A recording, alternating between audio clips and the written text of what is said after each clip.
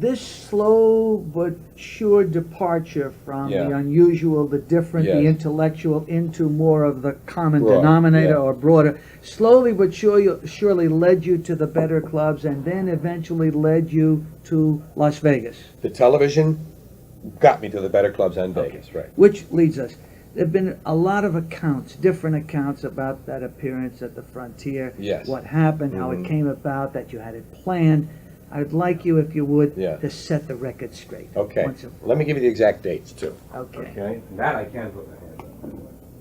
A lot of auditions for movies and stuff, and I'm doing a lot of television. 66, 67, and 68. Yeah, 66 is when my network stuff started. Okay. And then 69 shows up, and I begin to change. I begin going through and saying, okay, the ass thing. All right, in October 69 at the Frontier, I closed after one show. This was the incident where I said the word ass on stage.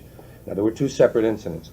In this one, the golf people had a, Robert Mayhew and these Hughes people, the golf assholes I call them, they had a golf thing, and they all came early, and I had to do my show early, and they were all drunk from their 9th hole and all, or whatever the hell, the 19th hole. So I did this thing where I said about my ass. I said, I ain't got no ass. You'll notice I don't got no ass. Some guys got a bigger ass, some guys got smaller ass. I ain't got no ass. Guys in the service, you say, hey, Jones, where your ass? Thought I ain't got no ass. For that, in 1969, I was canceled. And I had 1 year to go on my contract. So it was just that they paid me off for that job. In other words, you had a contract for more than one more than one I date. had a 2-year contract. Really, Right. at the Frontier. You had already played several dates prior to that? Yes, let me see if I had now. There's a Frontier back in April of that year. So I had been there before, and I was making $10,000 a week, which was fabulous, and still is fabulous. Frontier Hotel closed after one show. On that, one show on the 23rd. Okay, so I had been there 2 weeks. I had a week to go. They closed me after the early show that night, and that was because of ass. And they just said, we'll pay you off for the rest of that week. You're through for this engagement. Now, the following year, I came back. In 1970, I was there in August, and my money was up, I'm happy to say, and I closed after one show on the 25th. Okay, I was there about 3 weeks, and that was the night I said shit. And what I said on that show was, I said, some people say shit. Buddy Hackett says shit. Red Fox says shit. I don't say shit. I'll smoke a little of it, but I don't say it.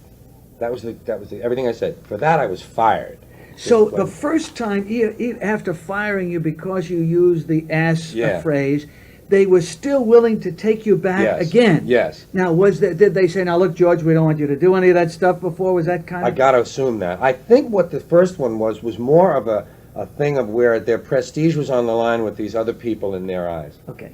And they felt they had to take an action. I imagine there was some talk to me. I don't remember it.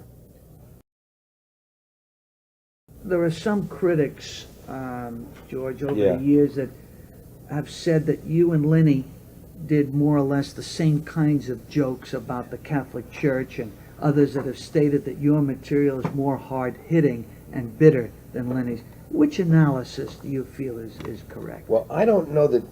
I think either one of those is too narrow to give the truth its due. This is what it amounts to me. I think some people have erroneously connected me with Lenny Bruce for one simple common denominator, and that is the use of profane language. I think everything else is really quite different. All comedians are interested in justice. It seems to me that the whole reason for standing up and screaming even about your mother-in-law or about crabgrass or kids today is justice. You're looking to square the world, to make the world make sense to you. You're trying to figure out this world and so you give a twisted version of it to people because the version you're getting through your eyes doesn't suit you. So you say, look at this, I can do this with it. So all comedians try to do that. Lenny and I had this language in common. And he was the first one to make language an issue, and he suffered for it. I was the first one to make a language an issue and to succeed from it. Those are differences rooted in a similarity. And the other thing we had similarly was that we knew him. Jack and I knew him in our formative years, and Brenda and I kept not close. Brenda and I kept up the acquaintanceship. That's all it really ever amounted to. We knew his mother and liked Sally, and we saw her a lot. And occasionally we'd run into Lenny. He was very hard to communicate with, so it would be a quick hello, and that's all. obviously I was very influenced by his approach to comedy, as I was with Mort Saul's, because I was in my formative stage, and I was a rebel at heart and an anti-authoritarian at a time when they were succeeding by taking those positions. So that was the extent of the influence. Everything else is open to the listener and to the subjective mind to say, well, I like this better, I think he does that better, he did this more, he did that more. Comedy performers are usually labeled to categorize the particular kind of comedy they do: a social satirist, stand-up comedian, character comedian, physical comedian. In a 1978 interview, you said, quote, "After a while I came to realize that I really am a writer who can perform his own work." Do you still see yourself in that same way? Oh yeah. The greatest joy to me is in finding and forming the ideas into material. The performing is very gratifying, and it's the end of the process. And it's wonderful that I get out there and I don't have someone else distorting what I write or editing my words. But the joy, the glee that comes from finding something and saying, "Oh, isn't that fabulous? What a great thing! No one else seems to have noticed that," and then to say it your way. You know. The interesting psyche about that, and having talked with Neil Simon and talking about this kind of thing many, many times, he had absolutely, his thrill is to stand in the back and watch the actors say his words, and agonize because a line didn't work, and not wait to be able to go back to be able to change it, but never having the need to get up and do it himself. My need to get up there, as you know from the earlier talk we had, preceded everything. My need to get up and show off and be applauded for it. This great discovery I made later was when my acting ideas were stalled there in that 67, 68, 69 period, when I started to do a few things, That Girl and a movie with Doris Day, I found I didn't slide right into acting automatically. It wasn't automatic. I was afraid of it. I didn't like it. I had no confidence there, and it scared me, and I pulled back from it, and that's what that forced me to continue as a comedian, and that's what allowed for me to discover this ability that I have to turn out what's now 14 albums and 7.5 hours of HBO show, that I could actually produce that stuff and then it gets better. That's what I had no idea about when I was a young man. One of the routines that you're famous for is the 7 words you can never say on TV. Would it be possible to give us a step-by-step description of how that developed? Well, when I knew, when I got to this transitional stage, the Las Vegas stuff was just one of a series of incidents that occurred over a 2-year period. See, as I told you, I was doing this act in good nightclubs in Las Vegas and on mainstream television shows, and I had positioned myself exactly where I wanted to, which is a little against type. And don't forget, my type was rebel, anti-authority, coming out of coffee houses, confrontational material. Now I go against type, and I start learning how to be just cute and clever and nice, and don't say too much, just give them what they want. And I learned that, and it brings me along beautifully in nightclubs and on television. But the acting thing didn't become automatic. The next step wasn't there for me. So I began to get dissatisfied then, because I was using, I see it now, I was using this mainstream persona and facade to gain my end, which was acting. Get in the movies. This will get me to the movies. Play the game with these people, it'll get me in the movies. Get to the movie thing, find out, hey, that's not automatic. I can't just have that. I don't like that so much. Well, I better get in touch with the comedian I am. And that comedian was, again, this person who says, well, fuck you can't do that, and you bastards, look what you're doing here. So I began to change in 69, 70, 71. By 71, it was complete. That's when I began to experiment with acid. I had been a pot smoker most of my life, which fed into that attitude of mine, that antisocial attitude.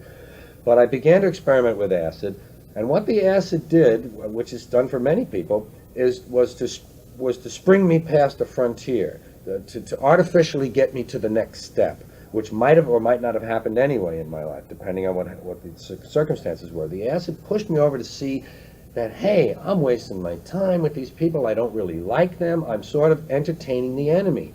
They're kind of a safe, play it safe, middle class audience, and I'm playing it safe with them. And I feel differently inside. Let me get some of this out of me. So I go through this transitional stage, and I let it happen in front of the public. I kept doing shows. I kept doing Steve Allen, Della Reese, Virginia Graham, all these syndicated shows, kept doing them. The beard kept growing, the hair got longer, the material became a little more daring. And I began to say, okay, great, this is where I want to be. Now I got to go to the colleges. They fired me out of Vegas. They fired me out of these places. They don't want me. I don't want them. I'll go to the colleges. That's where my audience is. So in that, making that transition, I get a record contract with Little David. And I decide that the first album should show the transition. So I call it FM and AM, which is to indicate that I'm becoming an FM comedian after being an AM comedian for a while, that I'm getting more daring, I'm getting down with the people. So that album showed that, and on it, on the FM side, it had a piece called Shoot, which was a takeoff about the euphemism shoot for the word shit. And I called it Shoot. Shoot is just shit with 2 O's, or shoot is shit with glasses on. And I did a whole routine about how harmless the word shit is and how we use it mostly metaphorically. Get that shit out of here. I'm not going to take that shit anymore. What do you think that shit's for? What kind of shit are you giving me? And so that led then the next step on the next album to the 7 words. And what I wanted to do there was to lay the words out so that people would understand that my feeling about them was that they are only words, and they're only powerful in as much as you attach something to them, that you give them the power. If the person who says them has an evil motive, then the words indeed are instruments of evil. But if they're just lying on the page all by themselves, they're harmless. So that was the reason for wanting to spell them out and desensitize them. You just opened up a whole new area for me. If that was your motivation, that seems to have stuck with a whole generation of people, young people who have grown up feeling basically the same way toward those words because they use them in everyday expressions, don't seem to feel that they are taboo in any sense of the word. Right. And that's fascinating. You've opened up a whole new area for me. Great. Yeah. There are 2 things about those words, too, that are interesting peripherally. Sometimes just to make the opposition, to make my point more tellingly to an opponent on this issue, although he's never there, this is a theoretical opponent, I will say, when I was growing up, I was taught to respect three groups of people. I was taught to respect policemen, respect military men, and respect professional athletes. And you know the language those 3 groups use. So what can be wrong with these words? And the other thing is, with my daughter, I taught her, I said, these words, other people give them power, so you must respect other people's reasons. If a person doesn't like that language, you don't have the right to use it in front of them. The words have the potential to be impolite or rude, so you must be careful how and when you use them, but they'll never hurt you.